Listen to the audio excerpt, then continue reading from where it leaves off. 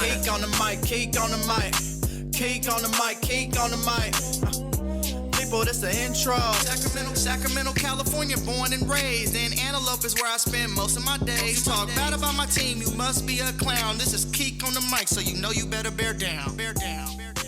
Hey, what's going on, Bears fans? Thank you so much for joining me for another episode of Keek on the Mic, the podcast all about the Chicago Bears. Like always, if you're new to the channel, make sure you hit that subscribe button and the bell notification to catch all Bears content right here on the podcast. Make sure you also follow me on all my social media platforms to catch all Keek on the Mic news.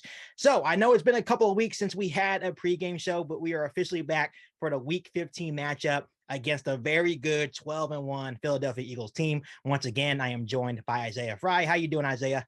Doing good. How you doing? I'm doing good. It's been a couple of weeks. I know I've had some issues going on. We just, it's just been a couple of weeks, but I'm happy to finally be back for a Chicago Bears pregame show. Oh yeah, definitely. It's long overdue. I was getting bored these last couple of weeks, so I'm ready. You enjoy my company, it seems like, and I enjoy your company. I think we have a good thing going here. But obviously, Isaiah, the Chicago Bears were on a bye week last week, which was probably a good thing to kind of reset our minds. Obviously, the Chicago Bears are out of the playoffs. They're 3-10. Their sights are officially set to 2023. But that doesn't mean that these games are not important. Obviously, we're coming back to Chicago, playing the best team in the NFC in the Philadelphia Eagles. So when you look at this game against the Eagles, what is your initial reaction to it? Just them going out there and competing. Not so much looking for, if they win or not. Eagles are rolling right now. Let's be real, being realistic about it. Yeah. But, if they go out there and compete, make it a game, man, that's going to be good for them. It's like, it's that double-edged sword where they're at right now, right? It's like, yeah, you want them to win games, but, it won't be bad if they lose because of the draft position that they're in, and but you still want them to compete. So it's like, I think in a perfect world, the best scenario for us, for Bears fans, is they go out there, compete, make it a game, but they still kind of lose. Right. It's funny, that now that they're officially out of the playoffs, the first thing that I did once they, when they posted on Instagram, it's official, right? So I instantly went on YouTube and started typing up Will Anderson Jr., Jalen Carter, right? Those top guys, and it gets me excited. Like, those are guys, generational talents that can really upstart your rebuild, right?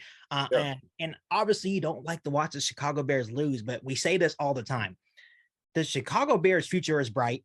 You have your franchise quarterback in Justin Fields, and you also have other young pieces on the Chicago Bears team that have stepped up in a big way. For example, Jack Sanborn is an absolute stud. He looks like an absolute steal for Ryan Poles and the Chicago Bears. There's been some Bears fans are saying, what, Roquan Smith, who? Because of how good Jack Sanborn has been. So I guess my question to you, Isaiah, is how impressed are you with the young guys that have stepped up for the Chicago Bears, even in losing efforts? They've been great, man. Jack Sanborn, he's the biggest example. He got his opportunity because Roquan was traded away, and he's taken advantage of it, man, to the extent where he can be that guy, playing linebacker that can kind of, get everything, all the pieces around him. I think in the beginning of the season, we talked about them drafting a linebacker. Yeah. They don't need to now. Yeah. You can look in free agency now. You can focus your attention on other things. I think that's the biggest thing when you look at the Bears is you have pieces, right, on the offense and defense side of the ball. And the biggest thing is that you have your quarterback in Justin Fields. And that's what's scary about possibly holding the number 2 overall pick, is that you have your quarterback. You don't need CJ Stroud. You don't need Bryce Young. Even though there's a lot of Bears fans that say that we should draft a quarterback, those are not real Bears fans. You have your quarterback. So focus on a guy like getting Will Anderson or Jalen Carter to upstart your rebuild. Definitely. They have that option. And then there's an option where, there's going to be teams that desperately need a quarterback. So maybe you trade down and get another pick. You know what I mean? So there's just different options. But like you said, there's some guys in this draft that they might be unpassable. So, we'll see how things pan out. Yeah, absolutely. And obviously, like I just mentioned earlier in the podcast, it sucks that the Chicago Bears are 3-10, but for the most part, they've been competitive. And I think for the biggest thing that I kind of want to see is if we do win some football games down the road in these last 4 games, I want to see how well they can finish. We need to learn how to finish. They're a young team trying to learn how to win. And I guess the question I want to ask you, I came on the podcast and asked my listeners this same question, is would you rather see the Bears establish a winning culture or basically tank for a higher draft pick? I think the winning culture is more important because that's contagious, right? They're at the point right now, like say they win the next 4 games, I don't think it would happen, but say they were to go 4-0 these last 4 games, they still would get a decent draft pick. But that winning culture, that if you can establish that, can keep it going into that next season, that's huge for a team. Right. And that trumps any draft pick, even as selfishly as I've spoke before. So they need to go in and continue that culture that they have. They kind of remind me of the Lions right now. You know what I mean? Like, and the Lions, they started out 1-6, I believe, and now they're, I think what are they, 6-7, 6-6? They won 5 of the last 6. Yes. Hey, one of the 5 of the last 6, and their games have all been close. Bears are just like them right now, and with less talent. So that's where they're looking at right now, and I think that'll be good going into the offseason. And obviously, this is going to be a good test these next 4 weeks. Like I mentioned, you play a very good Eagles team, a very good Buffalo Bills team, a very good Lions team that's hot right now. And of course, the leader of the NFC North, the Minnesota Vikings. So if you can win maybe 2 of these games, I know a lot of Bears fans may be disappointed, like, oh, there's nothing to play for. There's always something to play for. And especially when you look at the type of leadership that Matt Eberflus has instilled in the Chicago Bears football team, he's not going to just lay down and lose on purpose, right? So I think the idea of just purposely tanking never makes sense. These are grown men. They get paid to play a game, right? And they're going to go out there and put their best foot forward each week. But and these next 4 weeks would be a good opportunity for them to learn from a team like the Philadelphia Eagles, from the Buffalo Bills, because eventually these are going to be the games that the Bears need to win. Late in December, making that playoff push. So you need to prepare like you are a good team, right?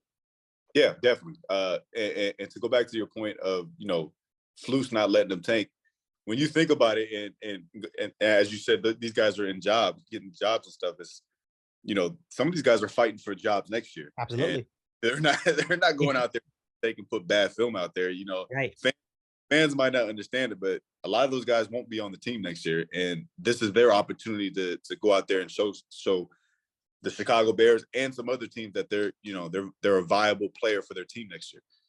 Yeah. And I think that's the biggest thing, is that you have a lot of young guys, like you said, are trying to make the team for next year. They understand that they're out of it, but they still have to go out there and compete. And that's some of the things I would like to see in these next 4 weeks, is give more opportunities to maybe some of the players that haven't got a lot of opportunities to play, right? See what you have on the sideline. Like we got to see a little bit of Alex Leatherwood against the Green Bay Packers. He looked very good at right tackle. Give him more opportunity at right tackle. We need to see what we have before we go into this very vital offseason for the Chicago Bears.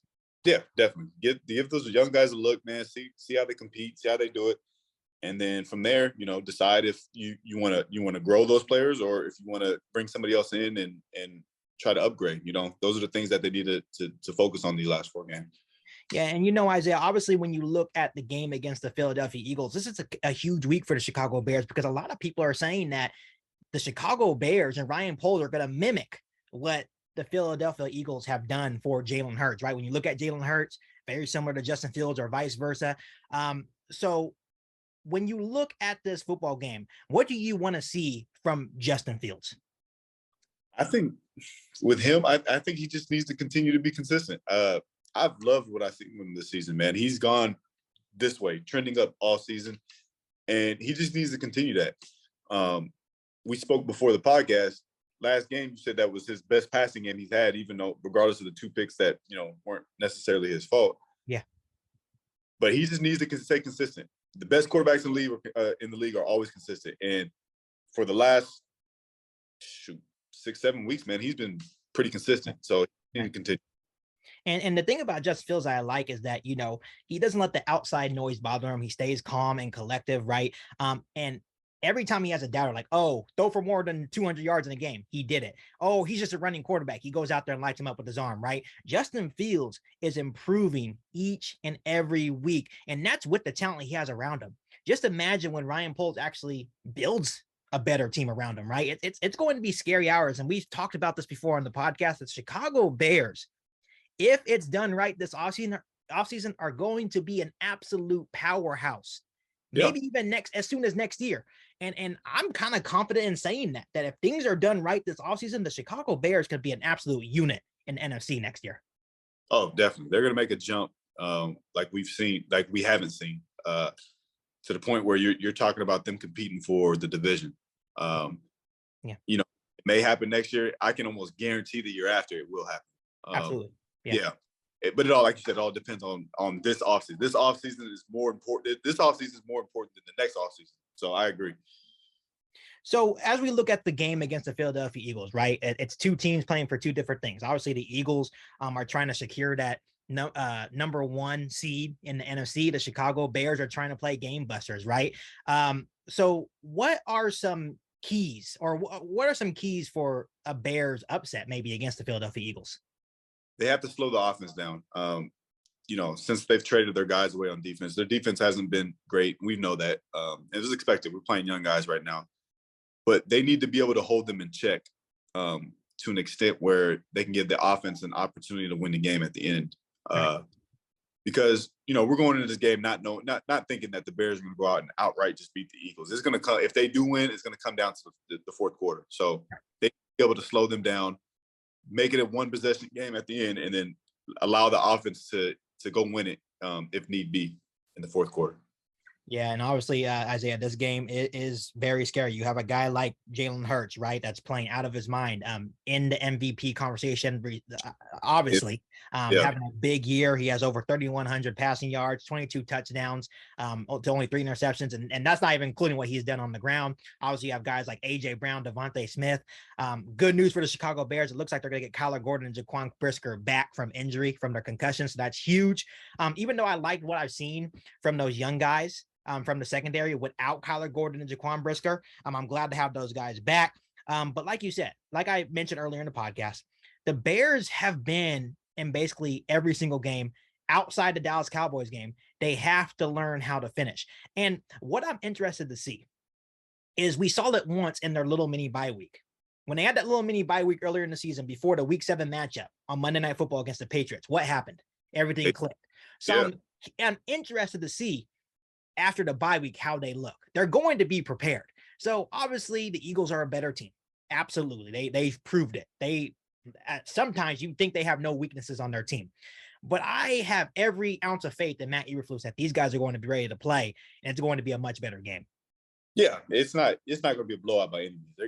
Flus is going to have them guys out there competing, and that's what we need to see more than anything. So any fans expecting them to go out and lose by 3 or 4 touchdowns, I personally don't see it. I think they go out there, compete, and I think it's a good ball game going into the fourth. My personal opinion. Yeah, absolutely. And once again, if the Bears can take that next step forward and finish the game, we should be in a good situation to possibly pull off an upset against the Philadelphia Eagles, right? And obviously that's been one of the knacks against the Chicago Bears offense that they've had opportunities to maybe finish the game and they failed to do so, right? And that's the one thing that I feel like we can possibly see. We've seen it from Justin Fields before, lead the team down in clutch situations. Obviously, it hasn't been that way this year. But at the same time, when you have no Darnell Mooney, right? When you're playing, no disrespect to EQ, no disrespect to Byron Pringle, those guys are hit or miss, right? So you need more in order to do more, right? So obviously, we're going to go to our predictions now. What is your prediction for this Sunday matchup against a very good Philadelphia Eagles team? Do you think the Bears can pull off the upset? I don't. Reason why I don't is not so much with them. I think the Eagles are playing for a 1 seed right now, and they know that. So they're going to go out. They're not coming out, kind of, just floating through the game. They're coming out to win. But I see the Bears competing. I see the game going somewhere along the lines of, 31-27 Eagles. Okay. I think I told you before, I feel like I need to be more realistic about these predictions sometimes, but I'm also very optimistic. I think I told you before that New England Patriots game where I was like, something feels different. Something's just telling me, the Eagles are obviously the better team, but you always see late in the season, teams like the Chicago Bears that have no business beating the Philadelphia Eagles, finding a way to get it done. And something is telling me off the bye week, everyone's fresh, ready to go.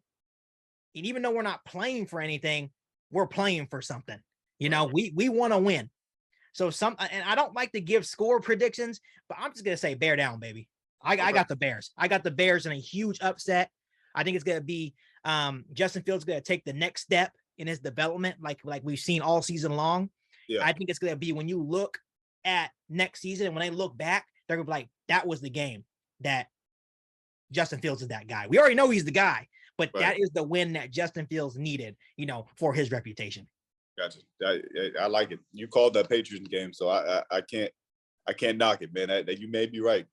I don't know. I just think after watching what they did on that mini bye week, how prepared they looked for every single thing. And obviously Patriots, Eagles, two different monsters, right? The Eagles have a very good pass rush, right? But the Bears offensive line has been a lot better in these last couple of weeks, right? So something just that in the back of my mind, I'm like, you know what? I'm a Bears fan. I know I have to be realistic, but I always give the Bears a fighting chance. Any given Sunday, anyone could be beaten. And I've seen the Eagles struggle against teams like the Colts, right? Where they barely squeaked out wins. Maybe against the Commanders, barely squeaked out a win. So why can't the Bears compete? Why if the Bears can learn how to finish the game, which, like you mentioned, they should be in the game come the fourth quarter. Yeah. If they're in the game, I think that favors the Chicago Bears. Yeah, I mean, yeah, because they're gonna be loose in the fourth. They have nothing to lose, literally. Yeah. So yeah, I agree. It does favor the Bears. And what you want to see from Justin Fields is just play relaxed, keep doing you, sling the ball around. And of course, I think that's what people want to see is him throw the ball more. Obviously, like I mentioned against the Green Bay Packers, it was his best passing performance all year long. Yeah, he looked confident. He looked comfortable. He wasn't holding on the ball too long, which that was one of the knacks about Justin Fields, not only in his rookie year, but at the beginning of this year. He's getting rid of the ball faster. He's processing faster. Justin Fields looks like a totally different dude compared to earlier in the year. And that is very encouraging for the Chicago Bears. And I'll say this until I'm blue in the face. Justin Fields is that guy. And to Bears fans that are still doubting him, I don't know what you're watching. Isaiah and I have been sitting here all season long saying that is the guy. Even before the season, before that 49ers game, we said he is the guy. Yeah. And if you still don't believe in Justin Fields, I don't know what you're watching.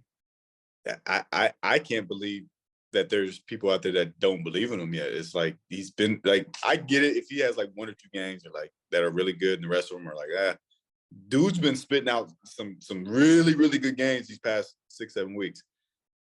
And you can easily say he's the best quarterback in that draft right now that was drafted in his class. And it's not even close. It's not even close. Not even close, right? It's not even close. Not even close. Do that. Not even close. And I have a lot of respect for Trevor Lawrence. I feel like he's going to be a great quarterback in the NFL, but he is not doing anything near as close to what Justin Fields is doing right now. And I probably sound like such a fanboy right now, but Justin Fields is that guy. No, you just see talent, man. I mean, I was surprised he dropped past the Jets. I knew Lawrence would go first, but you see how the Jets are going with Wilson right now. So I for sure thought New York was going to take him. And then Chicago got him. I was like, they got to steal. Like right when you think he can't do anything better, he hit you for a 60-yard run. Yeah. And you're like, that dude, how did he do that? Right. Like, how is he outrunning people like this? Yeah. And the thing that's crazy is that when you look at Justin Fields in college, he wasn't a running quarterback. This is just an added dimension to his game now. So just imagine when Ryan Poles gives him an offensive line, gives him one more stud receiver, it is absolutely over. Oh, yeah. And I'm just so confident in saying that if he nails this draft, if he nails this free agency, which he should be able to with $120 million to spend. Yeah. The Chicago Bears can be a lot better next year. And like you mentioned, should be a true contender the year after that. Yeah, definitely. It's going to be nothing but up from here. So like I said, it does suck that we're 3-10. It does suck that we're in a rebuild. But like I tell Bears fans all the time, be patient. And obviously a lot of Bears fans want us to purposely tank. They're not going to purposely tank.